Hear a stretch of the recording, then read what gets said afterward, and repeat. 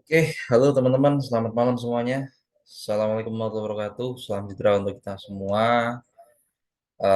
Di malam yang berbahagia ini, yang mantap ini, di sini saya akan menjelaskan terkait dengan materi dari balance scorecard.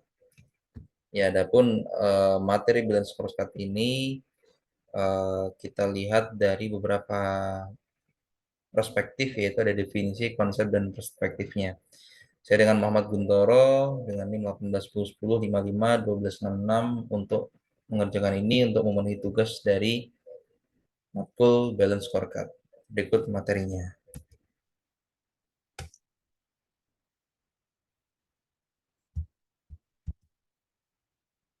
Oke, jadi di sini ada beberapa poin ya pengertian dari balance scorecard.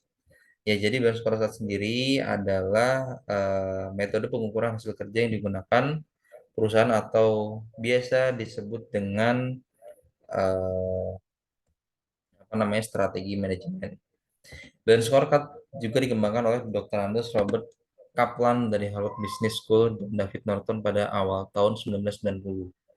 Lalu balance scorecard berasal dari dua suku kata yang artinya pertama itu balance itu berimbang dan scorecard yang artinya kartu skor.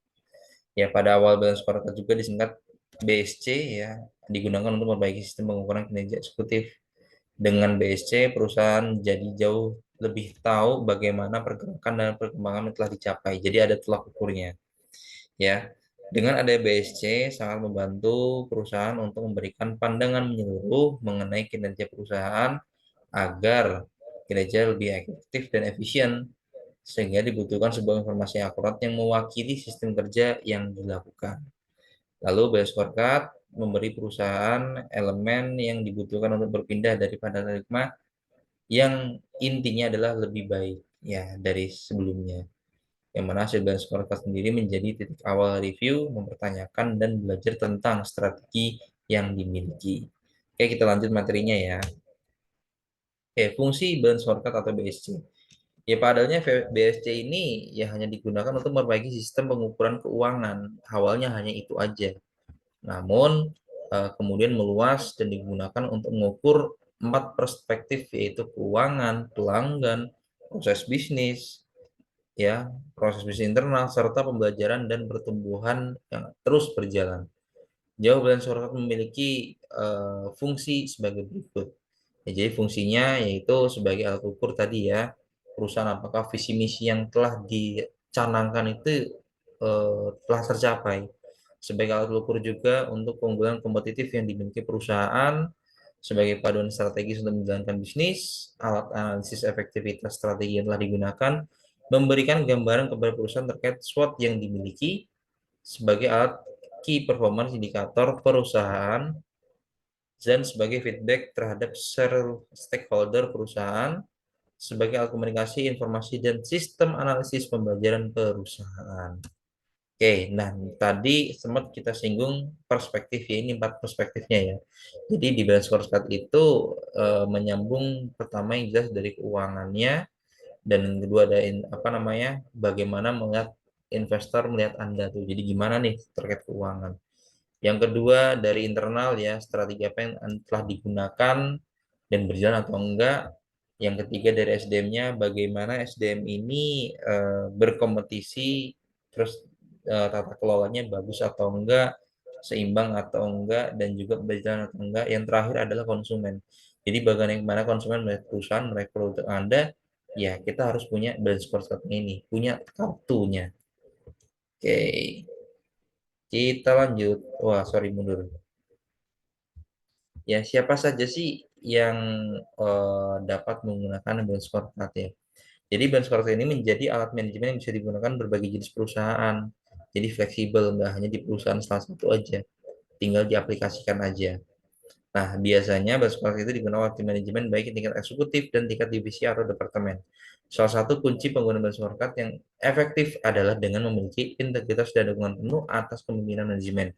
Karena masih banyak dari suatu pimpinan manajemen menganggap remeh tekan konsep dari balance scorecard.